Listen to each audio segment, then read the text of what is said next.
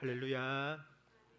오늘 이 시간 우리에게 주시는 하나님의 말씀으로 저와 여러분의 삶에 은혜의 강물이 흘러 넘치시기를 축복합니다. 우리 사랑하는 동성교 성도 여러분, 오늘 우리는 다윗의 이야기 속에서 한 사람을 만나게 됩니다. 그의 이름은 요압입니다. 요압은 다윗 왕국을 세우는데 매우 큰 역할을 했던 사람입니다. 전쟁이 일어나면 가장 앞에 서서 싸웠던 장군이었고 왕 곁에서 가장 가까이 있던 사람이었습니다. 어쩌면 다윗에게 요압은 쉽게 대신할 수 없는 사람이었을 것입니다. 위기의 순간마다 칼을 들고 앞에 서는 사람, 또 왕국이 흔들릴 때마다 가장 먼저 움직이는 사람. 그래서 다윗이 쉽게 내칠 수도 없고 또 함부로 버릴 수도 없는 그런 사람이었습니다. 그런데 성경은 이 요압을 단순한 영웅으로만 그리지 않습니다. 그의 충성과 또 용기도 기록하지만 그의 폭력과 한계도 숨기지 않습니다. 왕국을 세운 공도 말하지만은 그 왕국을 흔들었던 어두움도 함께 보여줍니다. 그래서 요압의 이야기를 우리는 읽을 때 우리는 그 한 장면으로만 보면 안 됩니다. 요압은 한마디로 설명할 수 있는 사람이 아니었던 것입니다. 처음부터 악한 사람도 아니었고 또 끝까지 충성된 사람으로도 말할 수 없는 인물, 그가 바로 요압이었습니다. 그래서 그 요압의 인생에는 네 장면이 있습니다. 왕을 위해서 싸우는 칼, 상체를 위해서 움직이는 칼, 왕의 어두움을 함께 짊어진 칼, 그리고 왕보다 앞서 움직였던 칼입니다. 요압의 인생은 이 네 장면을 따라서 조금씩 방향이 달라집니다. 처음에는 왕을 세우는 칼이었지만 나중에는 왕을 곤란하게 만드는 칼이 됩니다. 처음에는 왕 곁을 지키는 사람이었지만 나중에는 왕보다 앞서 움직이는 사람이 됩니다. 그래서 오늘 우리는 이 요압의 인생을 이 네 장면을 따라서 천천히 바라보려고 합니다. 먼저 첫 번째 장면은 왕을 위해 싸우는 칼입니다. 요압은 다윗 왕국이 이미 세워진 뒤에 등장한 사람이 아닙니다. 왕국이 만들어지기 전부터 다윗 곁에 있던 사람입니다. 다윗이 아직 왕이 아니던 시절, 사울에게 쫓겨 다니던 시절, 광야와 동굴을 떠돌던 시절, 그 위험한 시간 속에서 다윗 곁에는 함께 버틴 사람들이 있었습니다. 그 가운데 가장 강한 사람이 요압이었습니다. 요압은 다윗의 조카였습니다. 다윗의 누나 스루야의 아들이었습니다. 그러니 다윗에게 요압은 단순한 장군이 아니었습니다. 가족이었습니다. 어쩌면 어린 시절부터 서로 알고 지냈던 사이였을 것입니다. 다윗이 광야로 도망치던 그 시간에 요압 역시 그 길을 함께 걸었을 가능성이 큽니다. 왕이 되기 전부터 함께 싸운 사람, 왕이 되기 전부터 목숨을 걸고 함께 버틴 사람. 그래서 요압은 다윗 왕국의 창업 멤버라고도 할 수 있습니다. 실제로 성경을 보면 요압은 전쟁에서 매우 뛰어난 사람이었습니다. 사무엘하 10장에서 이스라엘이 두 방향에서 공격을 받았을 때에 요압은 군대를 둘로 나누어 전쟁을 지휘합니다. 그리고 동생 아비새에게 이렇게 말합니다. 우리가 힘을 내자. 우리 백성과 우리 하나님의 성읍들을 위하여 힘을 내자. 이 말은 단순한 군사 명령이 아닙니다. 요압은 자기 백성을 위해 싸웠던 인물이었습니다. 즉 하나님의 백성을 위해 싸웠습니다. 그래서 요압은 유능한 장군이었고 또한 용감한 전사였고 다윗 왕국을 세우는데 꼭 필요한 사람이었습니다. 어쩌면 다윗에게 요압은 이런 사람이었을 것입니다. 내가 왕이 되기 전부터 나와 함께 싸워준 사람, 누가 공격해 오면 가장 먼저 칼을 들고 앞에 설 수 있는 사람. 그래서 다윗은 요압을 쉽게 내칠 수 없는 그런 인물로 그리고 있습니다. 실제로 다윗은 나중에 요압 때문에 여러 번 곤란한 상황을 겪습니다. 그럼에도 불구하고 요압을 바로 내치지 못합니다. 왜냐하면 요압은 그냥 단순한 장군이 아니라 왕국을 세운 칼이었기 때문입니다. 그래서 요압의 이야기를 읽을 때 우리는 이 사실을 먼저 기억해야 합니다. 요압은 처음부터 다윗을 거스른 사람이 아니었습니다. 처음에는 다윗을 위해 싸운 사람이었고 처음에는 왕국을 세운 사람이었습니다. 그러나 성경의 이야기는 여기서만 멈추지 않습니다. 시간이 지나면서 그 칼의 방향이 조금씩 달라지기 시작합니다. 이제 요압의 인생 두 번째 장면입니다. 바로 상처를 위해 움직이는 칼입니다. 사무엘하 3장 오늘 읽은 본문 말씀은 이스라엘 역사에서 매우 중요한 순간입니다. 사울이 죽은 뒤 이스라엘은 아직 하나의 나라가 아니었습니다. 남쪽 유다는 다윗을 왕으로 세웠습니다. 그러나 북쪽 이스라엘은 사울의 아들 이스보셋을 왕으로 세웁니다. 그리고 그 왕국은 실제로 움직이던 사람이 있었는데 바로 아브넬이었습니다. 아브넬은 사울 왕의 군대 장관이었습니다. 그리고 북쪽 이스라엘을 붙들고 있던 가장 강력한 사람 중 하나입니다.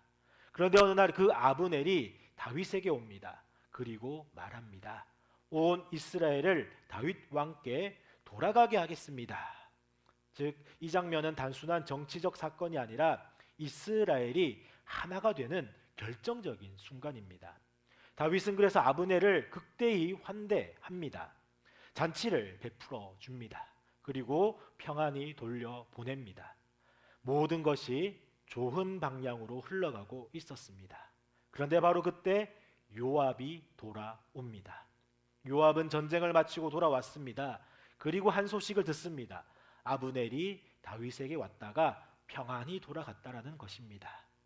그 순간 요압의 마음속에 한 장면이 떠올랐을 것입니다. 바로 그의 동생 아사헬입니다. 사무엘하 2장에서 전쟁 중에 아사헬은 아브넬을 끝까지 쫓아갑니다. 그때 아브넬은 말합니다. 쫓아오지 말라. 하지만 아사헬은 멈추지 않습니다. 결국 아브넬의 창에 맞아 아사헬은 죽습니다. 요압에게 그 사건은 전쟁이 아니라 상처였습니다. 그래서 요압은 아브넬을 다시금 불러냅니다. 그리고 성문 곁에서 칼을 찔러 아브넬을 죽입니다. 이스라엘이 하나가 될 수 있는 순간이 개인의 복수로 무너져 버립니다. 그래서 성경은 그 장면을 이렇게 기록합니다. 아브넬이 헤브론으로 돌아오매 요압이 더불어 조용히 말하려는 듯이 그를 데리고 성문 안으로 들어가 거기서 배를 찔러 죽이니 이는 자기의 동생 아사헬의 피로 말미암음이더라. 이 사건 이후 다윗은 크게 슬퍼합니다. 그리고 백성 앞에서 이렇게 고합니다. 내가 기름 부음을 받은 왕이 되었으나 오늘 약하여서 스루야의 아들인 이 사람들을 제어하기가 너무 어려우니 여호와는 악행한 자에게 그 악한 대로 갚으실지로다 하니라. 이 말은 참 이상한 고백입니다. 왕이 약하고 장군이 강하다라고 말합니다. 다윗은 요압을 완전히 통제하지 못합니다. 요압은 여전히 다윗 왕국의 장군입니다. 그러나 이미 한 가지 일이 일어났습니다. 이제는 자기 상처를 위해 움직이기 시작했던 것입니다. 그리고 그 순간 칼의 방향이 조금씩 달라지기 시작합니다. 이제 요압의 인생에서 세 번째 장면입니다. 바로 왕의 어둠을 함께 짊어진 칼입니다. 시간이 흐릅니다. 다윗이 이제 이스라엘의 왕이 되었습니다. 왕국은 안정되었습니다. 전쟁은 계속되고 있었지만은 왕의 자리는 견고해집니다. 그런데 바로 그때 다윗 인생에서 가장 어두운 사건이 일어납니다. 사무엘하 11장입니다. 어느 날 저녁 다윗은 왕궁 옥상을 거닐다가 밧세바를 보게 됩니다. 그리고 그 여인을 불러 드립니다. 문제는 그 여인이 다윗의 부하 우리아의 아내였다는 것입니다. 밧세바가 임신하게 되자 다윗은 이 일을 숨기려고 합니다. 그래서 전쟁터에 있던 우리아를 궁으로 불러옵니다. 그리고 말합니다. 집에 가서 쉬라고. 아내와 함께 시간을 보내라고. 하지만 우리아는 집으로 돌아가지 않습니다. 그는 이렇게 말합니다. 언약궤와 이스라엘과 유다가 야영 중에 있고 내 주 요압과 내 왕의 부하들이 바깥들에 진치고 있거늘 내가 어찌 내 집으로 가서 먹고 마시고 내 처와 같이 자리이까. 이 말은 왕 앞에서 하는 말입니다. 그러나 그 말은 왕을 향한 비난처럼 들립니다. 결국 다윗은 마지막 방법을 씁니다. 편지를 씁니다. 우리아를 가장 치열한 전투 앞에 두고 군대를 뒤로 물리라는 명령입니다. 그리고 그 편지를 누가 들고 갑니까? 우리아 자신입니다. 자기 죽음의 명령서를 자기가 들고 전쟁터로 갑니다. 그리고 그 편지는 요압에게 전달됩니다. 요압은 그 편지를 읽었습니다. 요압은 알았을 것입니다. 왕이 지금 무엇을 하려고 하는지. 그러나 요압은 그 명령을 실행합니다. 우리아는 전쟁터에서 죽습니다. 그리고 이 사건 이후 요압은 더 이상 단순한 장군이 아니었습니다. 요압은 바로 왕의 어둠을 아는 사람이 되었던 것입니다. 왕의 비밀을 함께 짊어진 사람이 됩니다. 이때부터 요압과 다윗의 관계는 묘하게 바뀌기 시작합니다. 왕이 장군을 완전히 통제하지 못하고 장군도 왕을 완전히 두려워하지 않습니다. 처음에는 왕을 위해 들었던 칼이 이제는 왕의 어둠을 알고 있는 칼이 됩니다. 그리고 이런 관계는 언젠간 반드시 더 큰 균열을 만들어냅니다. 이제 요압 인생의 네 번째 장면입니다. 왕보다 앞서 움직이는 칼입니다. 시간이 더 흐릅니다. 다윗의 왕국은 겉으로 보기에는 가장 강한 시기를 지나고 있었습니다. 그러나 왕궁 안에서 깊은 균열이 시작됩니다. 그리고 그 균열의 이름은 압살롬입니다. 압살롬은 다윗의 아들이었습니다. 그러나 그는 아버지에게 반기를 들고 왕위를 빼앗으려 합니다. 결국 이스라엘은 다시금 내전이 일어나게 됩니다. 아버지와 아들이 서로 군대를 이끌고 싸우게 됩니다. 전쟁에 나가기 전 다윗은 군대 장관들에게 한 가지 간곡한 부탁을 합니다. 나를 위하여 젊은 압살롬을 너그러이 대우하라. 이 말은 왕의 명령이었습니다. 동시에 아버지의 마음이었습니다. 전쟁이 시작됩니다. 압살롬은 도망치다가 나무에 머리카락이 걸려 공중에 매달리게 됩니다. 그리고 그 소식을 들은 요압은 창을 들고 달려갑니다. 그리고 그 자리에서 압살롬을 죽입니다. 요압은 왕의 명령을 알고 있었습니다. 다윗이 압살롬을 살려두기 원했다는 것을 잘 알고 있었습니다. 그런데도 그는 압살롬을 죽입니다. 왜냐하면 요압은 이렇게 생각했기 때문입니다. 이것이 나라를 위한 일이다. 왕은 감정에 흔들리고 있다. 내가 그래서 결단해야만 한다. 그래서 요압은 왕보다 앞서서 움직였던 것입니다. 그리고 그 순간 요압의 칼은 완전히 바뀝니다. 처음에는 왕을 위해 싸우던 칼이었습니다. 그 다음에는 자기 상처를 위해 움직였습니다. 그 다음에는 왕의 어둠을 함께 짊어졌습니다. 그리고 이제는 왕보다 앞서서 왕국을 결정하려고 합니다. 그러나 요압의 이야기는 여기서도 끝나지 않습니다. 다윗의 인생 마지막 장면입니다. 다윗은 솔로몬을 왕으로 세우려고 합니다. 그러나 요압은 그 길을 따르지 않습니다. 요압은 아도니아 편에 서게 됩니다. 결국 요압은 솔로몬 왕 시대에 제단 곁에서 죽음을 맞이하게 됩니다. 요압의 인생은 이렇게 끝이 납니다. 왕국을 세우는데 큰 역할을 했던 사람이 왕 곁에서 가장 가까이 싸웠던 사람.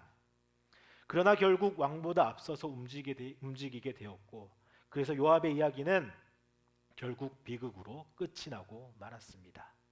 그러나 이 요압의 이야기는 우리에게 한 가지 질문을 남깁니다. 왕을 위해서 들었던 칼이 어느 순간 왕보다 앞서게 된다면 그 칼은 어디로 가게 될 것인가? 우리 사랑하는 동성교회 성도 여러분, 성경은 요압의 이야기를 하나도 숨기지 않고 낱낱이 기록했습니다. 왕국을 세운 장군의 이야기이지만 성경은 그를 또한 영웅으로만 기록하지 않습니다. 요압의 충성도 기록하고 요압의 용기도 기록했지만 요압의 폭력 또한 기록했습니다. 그리고 그의 한계도 분명하게 기록합니다. 성경은 왜 그렇게 기록을 했겠습니까? 왜 성경은 이 요압의 이야기를 남겨두었습니까? 그 이유는 하나님의 나라는 사람의 힘으로 세워지는 나라가 아니라는 것을 보여주기 때문입니다. 요압은 분명 강한 사람이 맞았습니다. 유능한 장군이었고 왕국을 세우는데 아주 큰 역할을 했던 인물입니다. 그러나 성경은 요압의 힘이 결국 왕국을 붙들 수 없다라는 것을 보여주고 있습니다. 이스라엘의 왕국은 칼로 세워지는 나라가 아니라 하나님의 약속으로 세워지는 나라였기 때문입니다. 그래서 성경은 우리에게 말합니다. 이 왕국을 붙드는 힘은 사람의 능력이 아니라 하나님의 손이라는 것을 분명하게 말씀하고 있습니다. 우리 사랑하는 동성교회 성도 여러분, 그래서 요압의 이야기는 단순히 옛날 그때 왕국의 이야기로만 끝나지 않습니다. 성경은 오늘도 우리에게 묻습니다. 지금 저와 여러분은 어떠한 칼을 쥐고 있습니까? 요압의 인생에는 이러한 네 장면이 있었습니다.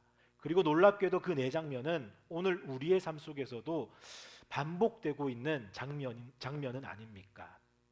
처음에는 하나님의 일을 위해서 칼을 들었습니다. 교회를 위해, 가정을 위해, 옳은 일을 위해 우리는 열심을 냅니다. 그러나 어느 순간 그 칼은 하나님을 위한 칼이 아니라 내 상처를 지키는 칼이 됩니다. 내 자존심, 내 억울함, 내 감정이 그 칼을 붙들게 됩니다. 그리고 우리는 때로는 하나님의 일이라고 하는 이름으로 어떠한 어둠을 합리화하기도 합니다. 하나님의 일을 한다는 이유로 하나님의 방식이 아닌 일을 정당화할 때가 있습니다. 그리고 어느 순간 우리는 하나님보다 앞서 움직이기 시작합니다. 기도보다 내 판단이 앞서고 기다림보다 내 행동이 앞설 때가 있습니다. 그래서 오늘 우리는 조용히 우리 자신에게 물어야만 합니다. 나는 지금 무엇을 붙들고 있는가? 하나님을 붙들고 있는가? 아니면 내가 쥔 칼을 붙들고 있는가? 우리 사랑하는 동성교회 성도 여러분, 그러나 성경은 이 이야기를 인간의 이야기로만 끝내지 않습니다. 요압의 칼이 왕국을 세우는 것처럼 보였고 또 이 요압의 칼이 왕국을 흔드는 것처럼 보였지만은 성경이 보여주는 진짜 이야기는 다른 곳에 있습니다. 이스라엘의 왕국은 요압의 칼로 세워진 나라가 아니었다는 것입니다. 그렇다고 다윗의 능력으로 유지되는 나라도 아니었습니다. 이 왕국은 하나님의 약속으로 세워진 나라였습니다. 하나님은 이미 다윗에게 약속을 하셨습니다. 내가 너를 이스라엘의 왕으로 세우겠다. 그리고 하나님은 그 약속을 사람의 실수와 또 실패 속에서도 결코 포기하지 않으시고 기다림 끝에 이루어 가셨습니다. 요압이 아브넬을 죽였을 때에도 사람의 계획으로 본다면은 통합이 될 수 있는 그 순간이 위협받는 순간이었지만은 그럼에도 불구하고 하나님의 계획은 멈추지 않았습니다. 다윗이 범죄했을 때에도 하나님의 약속은 무너지지 않았습니다. 압살롬의 반란이 일어났을 때에도 하나님은 여전히 역사를 붙들고 계셨습니다. 사람의 칼은 왕국을 지킬 수가 없습니다. 우리 사람의 힘은 하나님의 나라를 붙들 수도 없습니다. 그러나 하나님은 우리 사람의 연약함 속에서도 하나님의 약속을 이루어 가시는 분이십니다. 그래서 성경은 우리에게 이렇게 말합니다. 하나님의 나라는 사람의 능력으로 세워지는 나라가 아니라 하나님이 친히 붙들고 이루시는 나라라는 것입니다. 우리 사랑하는 동성교회 성도 여러분, 이 다윗 왕국의 이야기를 읽다가 보면은 한 가지 분명한 사실을 보게 됩니다. 이 왕국은 아직 완전한 왕국이 아니라는 것입니다.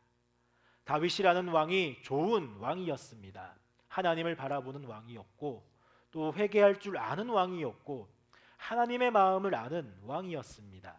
그러나 그 왕국 안에는 여전히 요압 같은 칼이 있었습니다. 왕은 하나님을 바라보려고 했지만 왕국은 여전히 칼과 권력과 우리 인간의 힘 속에서 흔들리고 있었던 것입니다. 그래서 성경은 다윗 왕국을 통해 우리에게 한 가지 사실을 보여줍니다. 이 왕국은 아직 완성이 아니라는 것입니다. 그래서 성경은 더 큰 왕을 기다리게 합니다. 바로 다윗의 후손으로 오실 참된 왕을 기다리게 하는 것입니다. 그리고 그 왕이 예수 그리스도이십니다. 예수님께서 이 땅에 오셨을 때에 사람들은 또 하나의 왕국을 기대했습니다. 로마를 무너뜨릴 왕, 강한 군대를 가진 왕, 칼로 세상을 뒤집을 왕을 기대했습니다. 그러나 예수님은 칼을 들고 오지 않으셨습니다. 예수님은 십자가를 지러 이 땅에 오셨습니다. 사람들은 칼로 왕이 되려고 하지만 예수님은 자신을 온전히 내어 주심으로 왕이 되셨습니다. 세상은 힘으로 나라를 세웁니다. 하지만 하나님의 나라는 사랑으로 세워집니다. 세상은 칼로써 질서를 만들지만 하나님의 나라는 은혜로 사람을 살려갑니다. 그래서 예수님의 왕국은 요압과 같은 칼로 유지되는 왕국이 아니라 십자가의 사랑으로 세워지는 왕국인 것입니다. 우리 사랑하는 농성교회 성도 여러분, 요압은 다윗 왕국을 세우는데 아주 큰 역할을 했던 사람은 분명합니다. 왕이 되기 전부터 다윗 곁에서 싸웠던 사람이었고 또 왕국이 흔들릴 때마다 칼을 들고 앞에 섰던 사람이었습니다. 그래서 요압의 칼은 처음에는 왕국을 세우는 칼이었습니다. 그러나 시간이 지나면서 그 칼은 조금씩 방향이 달라지기 시작했습니다. 왕을 위해 들었던 칼이 자기 상처를 위해 움직이기 시작했고 또 왕의 어둠을 함께 짊어지게 되었고 마침내는 왕보다 앞서 움직이는 칼이 되었습니다. 그래서 요압의 이야기는 단순한 역사 이야기가 아니라 우리에게 한 가지 질문을 남깁니다. 내 손에 들려있는 것은 무엇인가? 나는 지금 하나님을 붙들고 살아가는가? 아니면 내가 쥔 칼을 붙들고 살아가고 있는가? 우리 사랑하는 농성교회 성도 여러분, 하나님의 나라는 우리 사람의 칼로 세워지는 나라가 아닙니다. 하나님의 나라는 사람의 힘으로 유지되는 나라도 아닙니다. 하나님의 나라는 예수 그리스도의 십자가로 세워진 나라입니다. 그래서 우리는 칼을 쥐고 왕국을 지키는 사람들이 아니라 칼에 찔리신 왕 예수 그리스도를 바라보며 살아가는 사람들입니다. 저와 사랑하는 농성교회 성도 여러분의 삶 가운데 우리 사람의 칼이 아니라 십자가의 은혜를 붙들고 하나님만을 바라보며 살아가는 그 믿음의 길이 날마다 이어지기를 주님의 이름으로 축복합니다. 기도하겠습니다.